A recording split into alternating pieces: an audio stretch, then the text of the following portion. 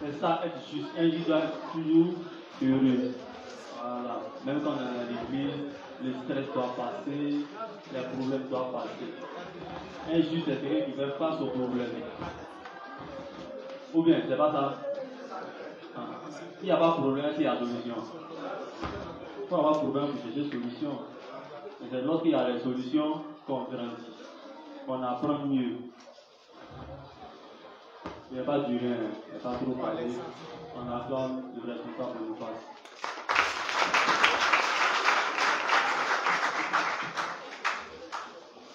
Ok, acclamez-vous pour ces parents. Voilà, les chorégraphes étaient assis et puis ils regardaient. En train de regarder, on voit que vraiment il y a des personnes qu'on peut recruter. Voilà, les paladins, les mariages, les anges. Mais c'est pas facile, hein, parce qu'il y a beaucoup qui sont devenus forts. Hein. Marius, tu as déjà recruté des éléments, non? Voilà, donc après on va dans la liste. Voilà, de ceux qui vont passer de l'école des chorégraphes. Donc on va acclamer pour recevoir un frère, voilà, qui est venu nous rendre visite, le juge Simplice de Séfi. Voilà. Bonne arrivée mon frère. Voilà, ici c'est l'église des justes d'Abobo. Et comme je l'ai dit hier à la formation, pour ceux qui étaient dans ma zone, qui n'ont pas pu aller au jeu loisir parce qu'ils n'avaient pas de l'argent, priez pour nos frères pour qu'ils aient de l'argent aussi pour s'unir à toutes les activités de l'église. Donc, vous n'êtes pas qu'ils puissent se promener comme ça, sans rien faire. Il dit, bon, ils n'ont pas quand même venir, on va s'asseoir ensemble.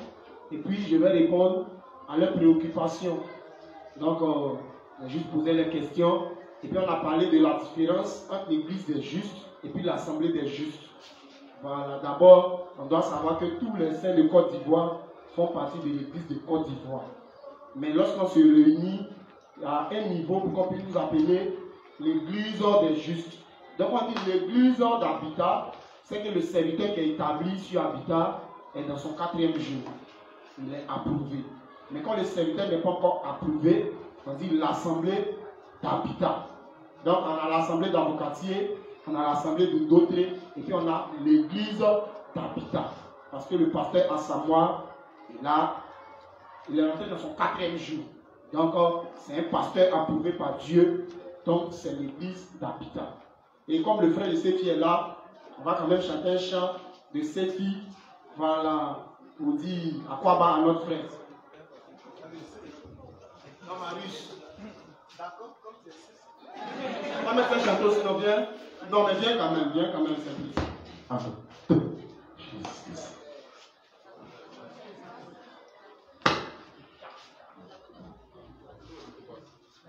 Même si c'est pas chanter, il faut chanter. Je suis libéré, libéré, car Jésus a pris mes péchés. Je suis libéré, libéré, car Jésus a pris mes péchés. Oh, à son baptême, il a pris tous mes péchés. À son baptême, il a pris tous mes péchés. Mes péchés ont été transférés sur Jésus par Jean-Baptiste. Mes péchés ont été transférés sur Jésus par Jean-Baptiste. Oh, par son baptême, il a pris tous mes péchés. Par son baptême, il a pris tous mes péchés. Après le baptême de Jésus, Jean-Baptiste a déclaré. Après le baptême de Jésus, Jean-Baptiste a déclaré. Oh, voici l'agneau de Dieu, qui va le péché du monde. Voici l'agneau de Dieu, qui va le péché du monde. Après le baptême de Jésus, Jean-Baptiste a déclaré. Après le baptême de Jésus, Jean-Baptiste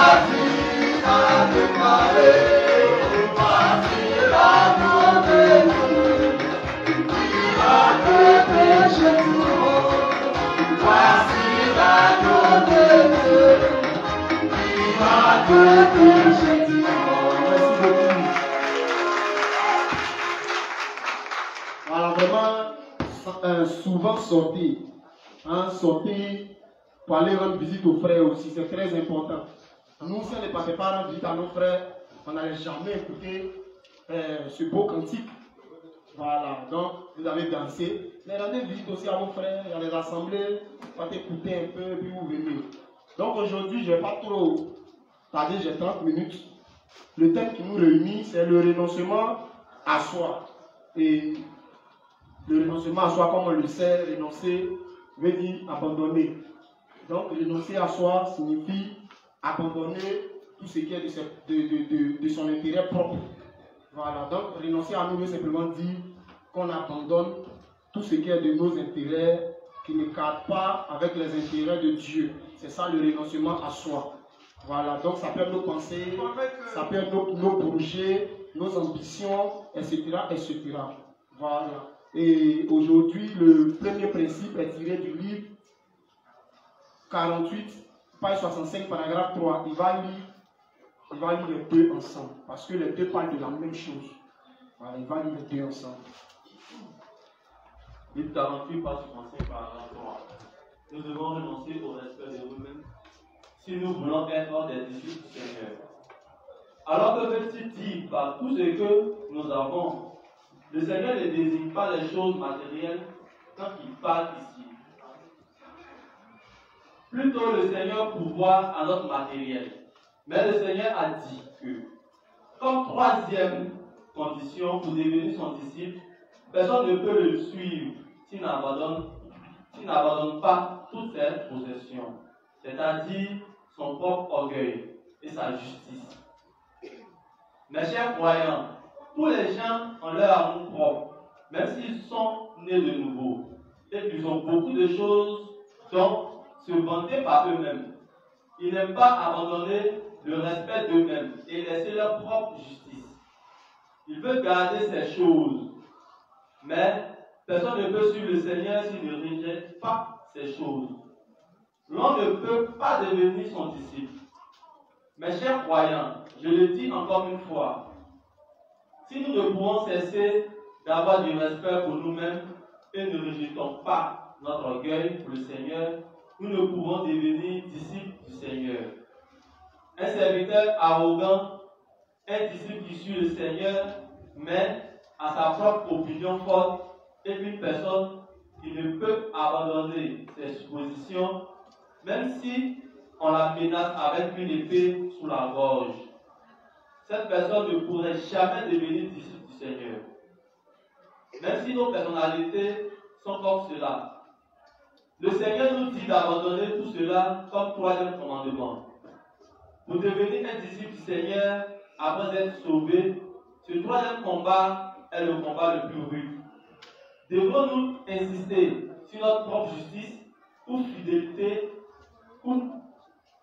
et notre orgueil, même après avoir reçu la rémission des péchés, ou devrions-nous nous humilier devant lui, comme il est écrit, ou quel est le roi qui, partant pour faire la guerre à un autre roi, ne s'asseye premièrement et ne délivre père si peu avec 10 000 hommes, résister à celui qui vient contre lui avec 20 000.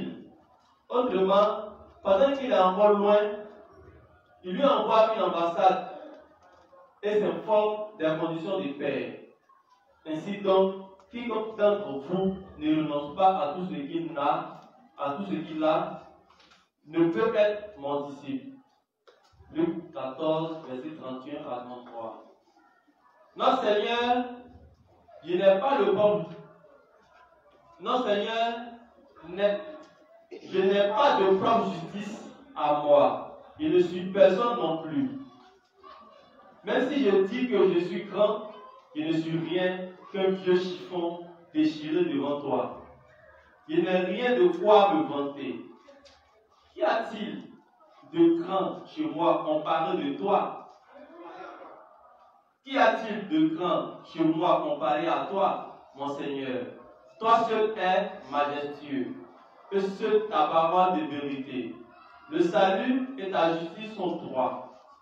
Comme ceci, seuls ceux qui ont abandonné leur propre respect pour eux-mêmes et abandonné toute leur propre justice peuvent devenir disciples du Seigneur.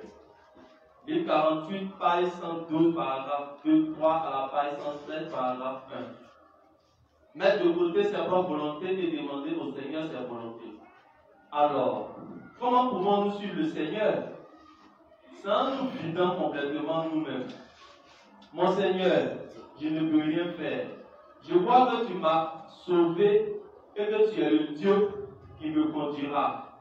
C'est en croyant en notre Seigneur Jésus qui a le pouvoir de 20 000. Devenir un disciple du Seigneur, c'est croire et suivre le Seigneur omnipotent. C'est, en deux termes, nous vider complètement nous-mêmes et croire au Seigneur avec ce genre de cœur. Nous devons nous vider de nous-mêmes.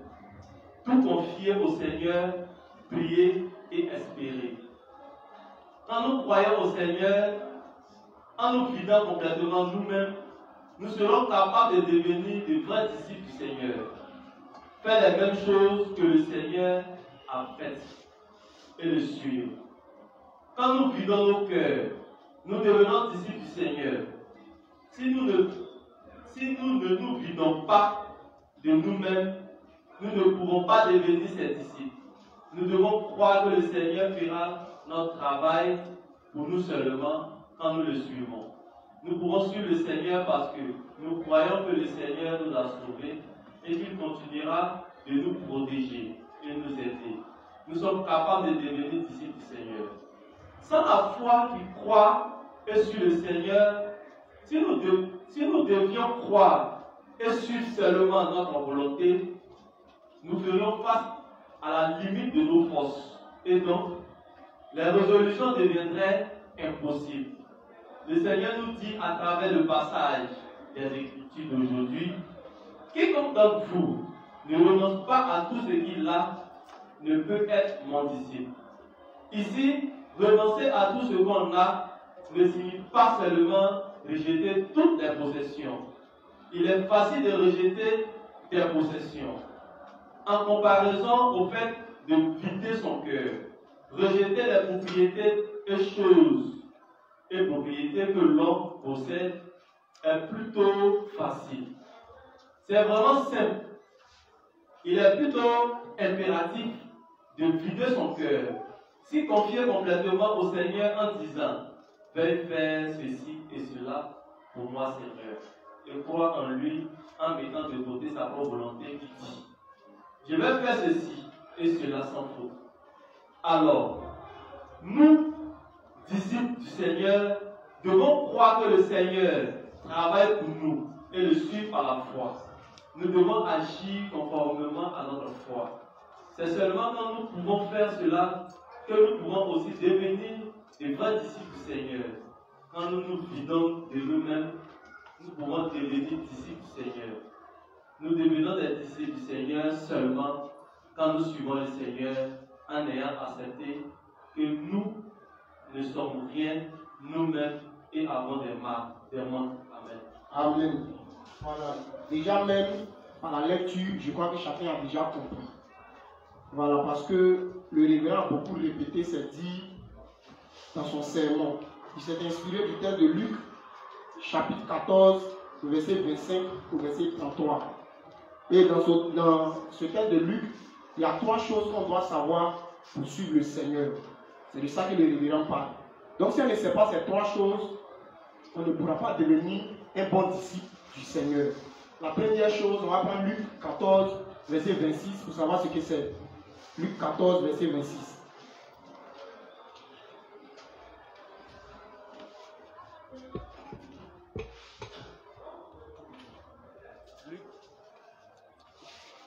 Luc 14. Savoir, c'est qu'on doit haïr nos pères, nos mères, nos frères, nos sœurs, pas de l'évangile, sous prétexte qu'ils sont nos premiers dieux sur la terre, et que nous, on se soumet à ça en disant Oui, mon papa et ma maman sont mes premiers dieux sur la terre.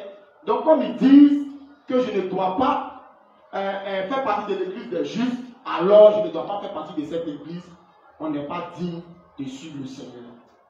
Donc, pour suivre le Seigneur, ce qu'on doit savoir, c'est que Jésus-Christ dit qu'il n'est pas venu pour apporter la paix, mais il est venu pour apporter l'épée. Voilà, je suivais la dernière fois une vidéo de Makoso, où il a traité de Judas, et puis dans sa vidéo, il dit qu'il est pasteur. Et lui, en tant que pasteur, si lui ne prône pas la paix, qui va prôner la paix? La Bible dit, le Coran dit, si on te gifle ici, donne ici un te gifler. Je suis un serviteur de Dieu. Je suis africain avant d'être, je suis homme d'abord, je suis homme avant d'être ivoirien. Je suis homme. Donc, je ne peux pas, à cause de l'intérêt de l'homme, laisser, c'est-à-dire suivre la Côte d'Ivoire pour laisser les intérêts de l'homme. Je ne peux pas. Donc, on doit prôner la paix. Et c'est pour cette paix-là, si c'est pour ça qu'on va m'appeler Judas, alors j'assume. Si c'est à refaire, je vais le faire. On appelle ça, c'est du blabla. En réalité, Jésus n'est pas venu pour que musulmans, chrétiens, confucianistes, qui est encore bouddhistes, puissent se mettre ensemble, vivre ensemble parfaitement. Mais Jésus est venu pour apporter une guerre spirituelle. Et la guerre que Jésus est venu apporter, c'est que nous, on aille contre ces personnes pour leur prêcher notre évangile pour qu'ils soient sauvés. Donc nous aussi, la première chose qu'on doit savoir, c'est que nos parents qui nous ont mis au monde, s'ils s'opposent à l'évangile, la guerre qu'on doit faire contre eux, ce n'est pas une guerre physique, mais c'est une guerre spirituelle. Ça ne veut pas dire qu'on doit manquer de respect à nos parents parce qu'ils s'opposent à l'évangile. Voilà, donc comprenons bien les paroles du Seigneur. Il n'est pas en train de dire que ton papa est ton ennemi parce qu'il s'oppose à l'évangile. Mais il est en train de parler spirituellement, disant que spirituellement parlant, tu peux te soumettre à cette volonté qui est de lui le servir au détriment de ton Dieu. Donc ce que tu dois savoir dans la chair, c'est-à-dire physiquement, tout ce que tu dois faire sur ton papa pour les élèves, ton papa te met à l'école, il faut aller à l'école. Il faut travailler, il faut avoir de bonnes notes. Fais tout ce qu'il te dit. Mais ce qui concerne ta foi, n'abandonne jamais ta foi parce que ton papa te dit de le faire et parce que toi tu le respectes, tu vas abandonner. Non. Donc si on n'arrive pas à mettre nos émotions de côté, on n'arrive pas à faire la différence entre Dieu et nos parents, on ne sera pas capable de devenir disciple du Seigneur. Bon nombre de justes aujourd'hui ont abandonné la foi à cause des menaces de leurs parents. Mais dans le même livre 48, le révérend va parler de lui-même sa vie.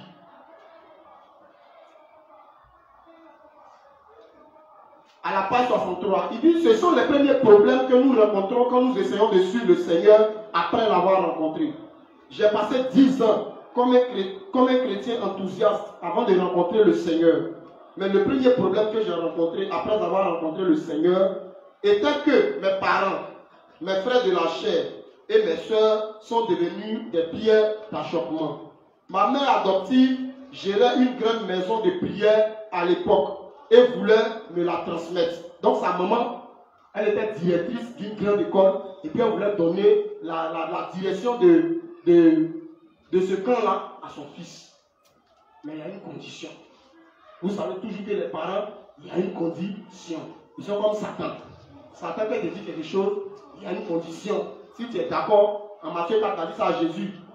Si tu te prosternes et m'adores, je vais te donner le royaume de ce monde et leur gloire. Donc Satan, lui, il nous propose de bonnes choses, mais en même temps, la condition qu'il met là, ça va venir entraver à notre foi. Il dit, elle m'a dit, toi mon fils, tu as tant étudié, pourquoi agis-tu comme cela maintenant? Parce qu'il ne voulait plus faire partie de son camp de prière. Donc pourquoi est-ce que c'est maintenant où il a étudié, où il a compris les choses, où il doit rester dans l'église pour enseigner? C'est là que lui veut partir. Et ça, c'est le piège. C'est le piège, dans lequel beaucoup de justes tombent.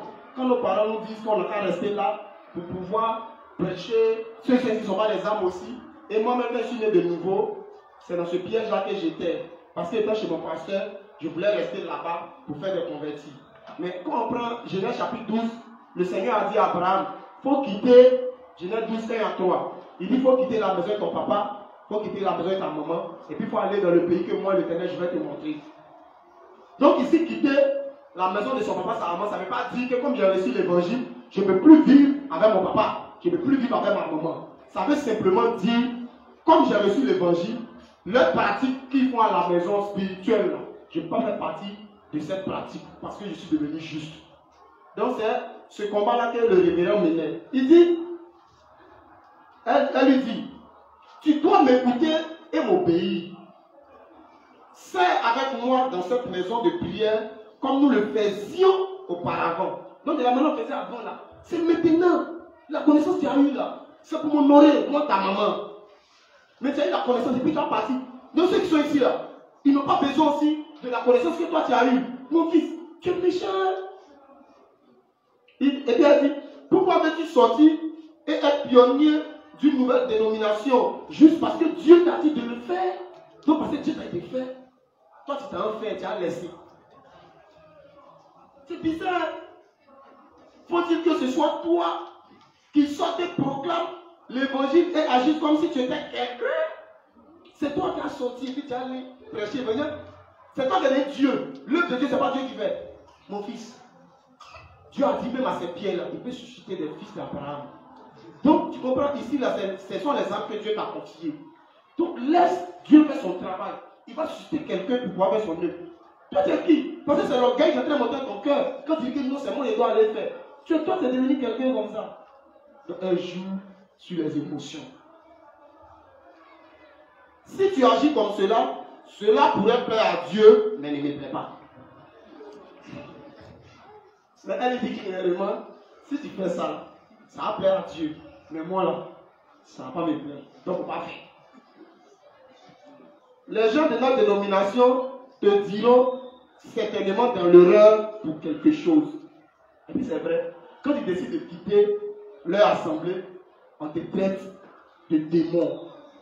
On dit, tu as perdu ta foi. Voilà, il est retombé, il allait, le chien est retourné à ce qu'il a vomi. Ils nous ont dit tout ça. Il dit, mais je l'ai laissé et j'ai suivi la volonté du Seigneur.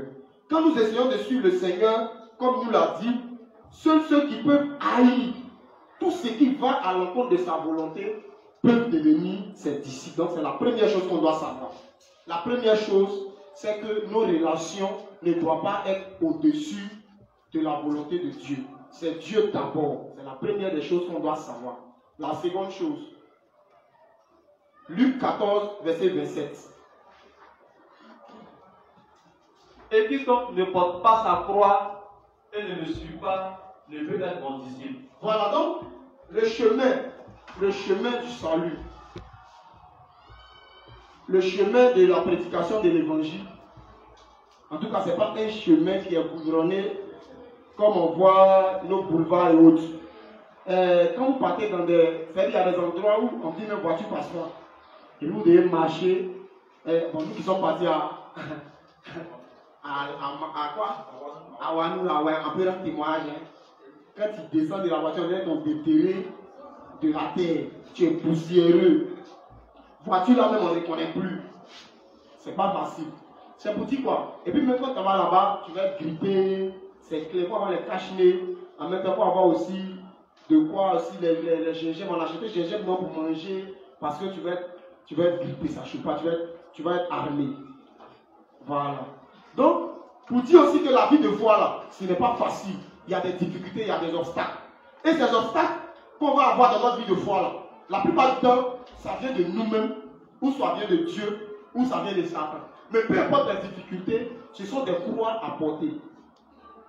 Donc, quelles que soient les difficultés dans lesquelles tu te trouves, tu dois toujours savoir que le paradis, là, il est plus mieux, il est plus important que les réalités de la terre. Donc, pour rien au monde, tu dois abandonner ta foi. Quels que soient les problèmes que tu as, si c'est un problème de logement, c'est un problème de nourriture, c'est un problème de voiture, c'est un problème de santé, etc., etc., quelles que soient les réalités que tu vis, tu dois les accepter. Et puis tu dois les surmonter par ta foi en l'évangile de l'eau et de l'esprit. Si tu n'es pas capable de le faire, tu n'es pas digne de suivre le Seigneur, tu peux être son disciple. C'est la deuxième chose à savoir. La troisième chose, Luc 14, verset 33.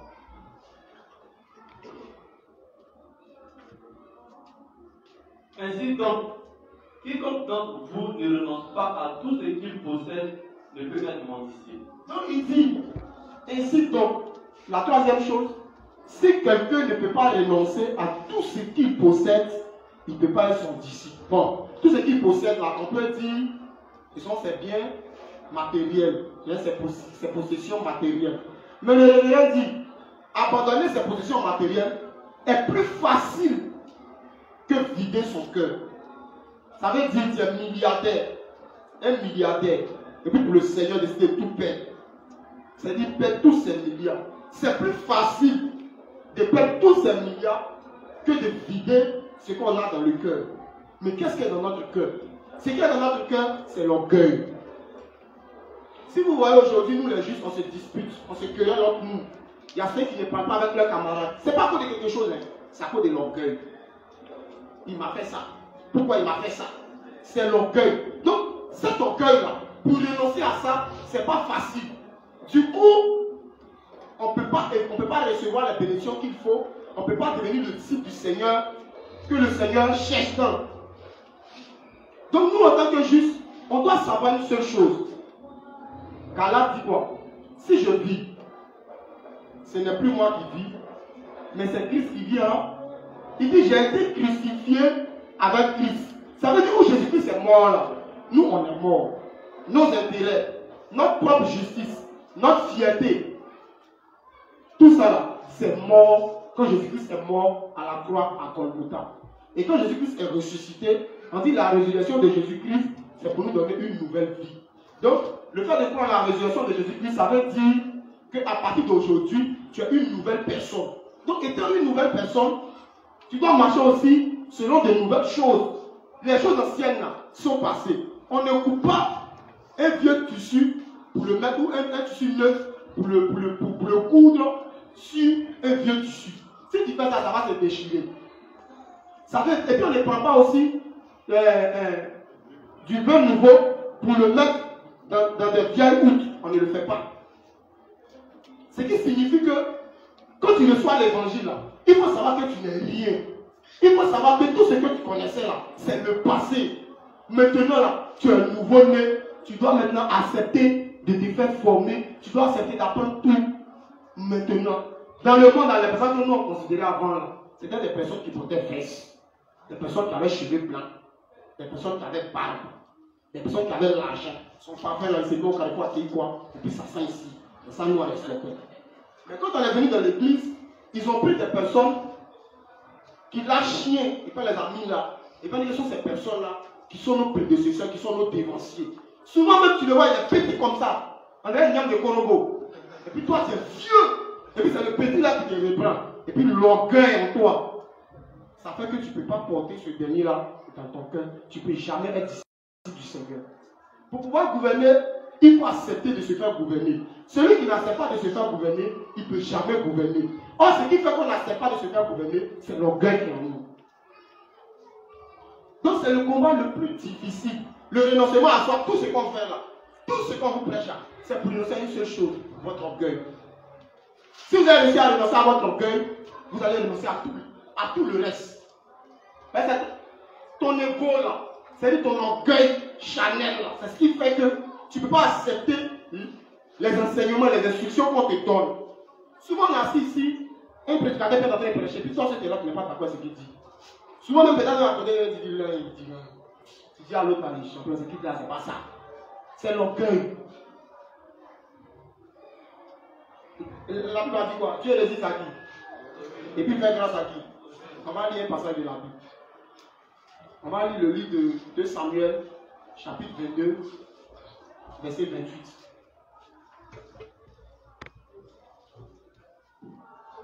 Samuel 22, 28.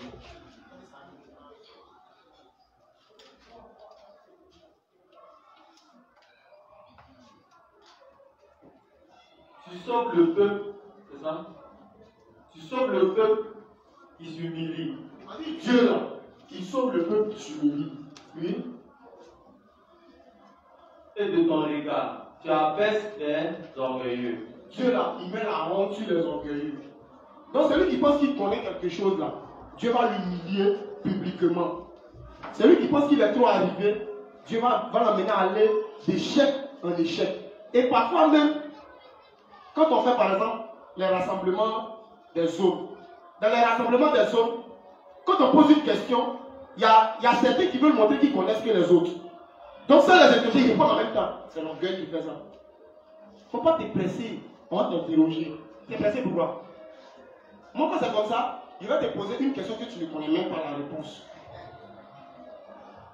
Là, quand tu vas pouvoir répondre, tu vas savoir que tu ne connais rien. Donc, quand on vient s'asseoir en assemblée, notre bagage spirituel, nos connaissances, là, on doit mettre ça de côté. Et puis, la personne qui s'arrête devant nous pour nous parler, on doit dire que c'est Dieu qui nous parle. Et puis, on écoute tout ce que la personne nous dit. Celui qui ne sait pas faire ça, il a un soulard comme ça. Celui qui ne sait pas faire ça, il ne peut jamais grandir, il ne peut jamais être disciple. Disciple du Seigneur veut dire celui qui suit le Seigneur, celui qui va œuvrer pour le Seigneur. Donc pour pouvoir œuvrer pour le Seigneur, il faut être humble. Maintenant, qu'est-ce qui fait qu'on ne prie pas? Ce matin, j'étais assis pendant que je préparais mon thème. Je voyais que, en fait, je n'ai pas une vie de prière. Je prie quand après il arrête. Donc quand je méditais sur le texte, il y avait que ce qui fait qu'il n'arrive pas à prier, c'est l'orgueil. Si tu n'arrives pas à prier, ce n'est pas quelque chose, c'est l'orgueil. Parce que dans la prière des mercredis, on dit, on n'a qu'à prier le Seigneur pour qu'il nous envoie des problèmes, pour qu'on puisse prier 3 fois par jour. Mais qui peut lever le doigt ici qu'il n'a pas de problème? Mais qui prie 3 fois par jour? De façon humble, de façon soyons sérieux. Qui prie 3 fois par jour? De façon continue. Il n'y a pas quelqu'un. On sait moi ici. Moi j'ai une vie de prière. Moi les prières, c'est des menteurs. C'est l'orgueil.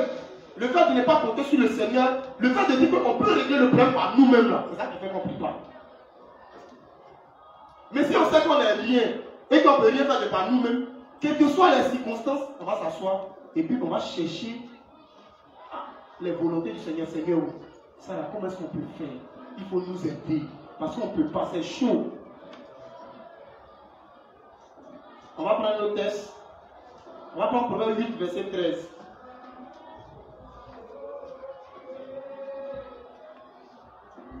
Proverbe 8, verset 13.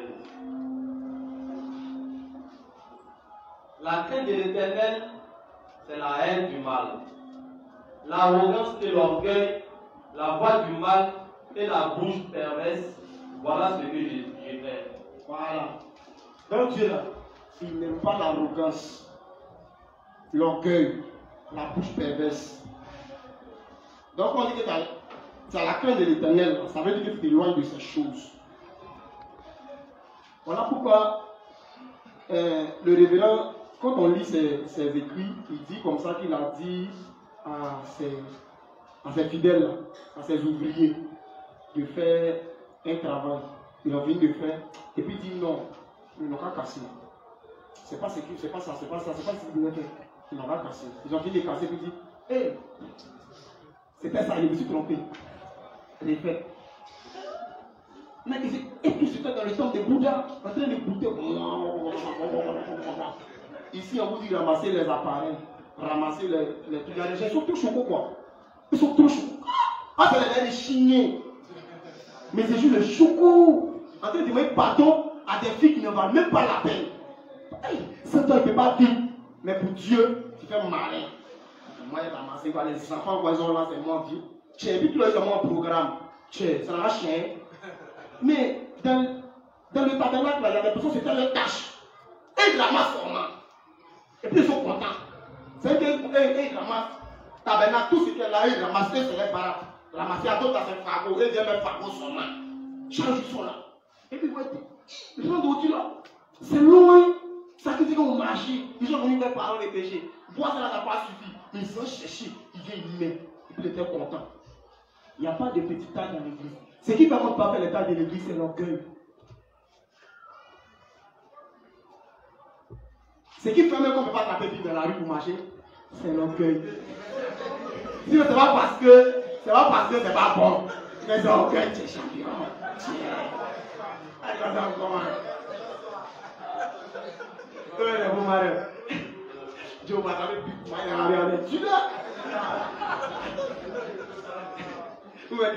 C'est Dieu. On a bien les papiers, les lalés. Alors qu'on voit les billes.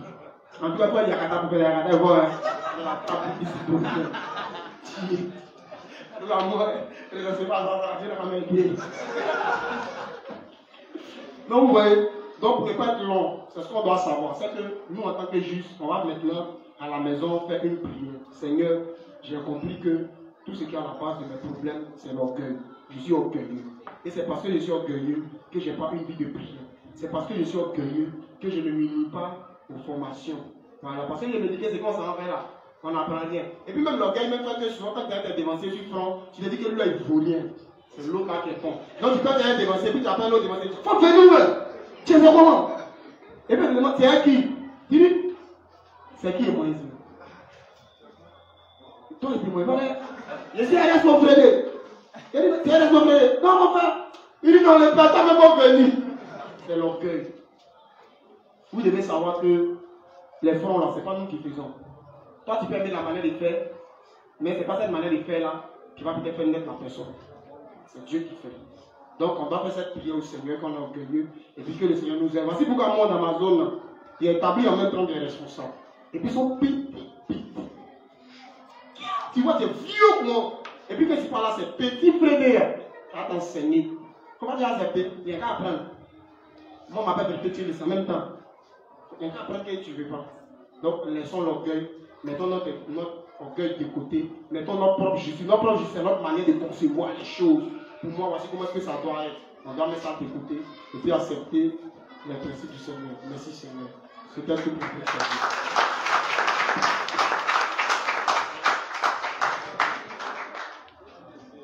On dit c'est 30 minutes.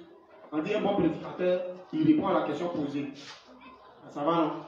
Voilà, c'est la question qui est au tableau là. C'est ça qu'on répond. Donc, nos connaissances, maintenant, les 12 sous qu'on a repartagés, on n'a plus fait.